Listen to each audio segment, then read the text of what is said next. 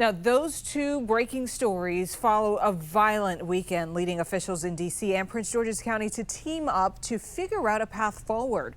New tonight, our Christian Flores is looking into two bills Prince George's County Council members are expected to introduce tomorrow to crack down on juvenile crime.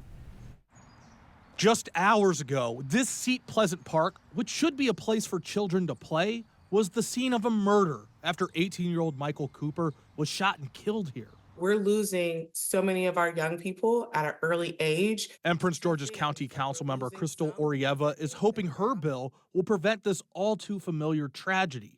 During Tuesday's meeting, she will introduce a bill that would put untraceable firearms on the list of weapons banned in the county, prohibit the transfer of these guns to minors, and increase the maximum penalty for these violations. What would this do to actually tamp down some of the violent crimes we're seeing? Sadly, we have seen an increase of ghost guns as like the #1 thing, not just in Prince George's County, but across the country, and especially when it comes to minors. Is there anything else that the council can do for even like non-ghost guns, for instance? We did pass legislation for a gun violence task force that will be starting this year. So our goal is to look at it in a holistic approach. One, to look at what are the root causes that are leading people to picking up a gun?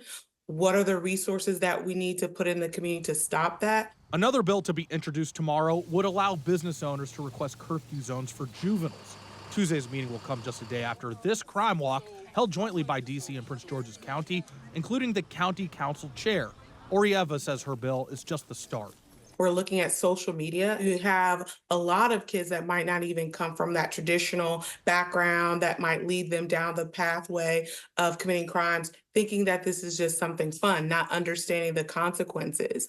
And then we have to also address issues of poverty, gang activity, drugs. In Prince George's County, Christian Flores, 7 News.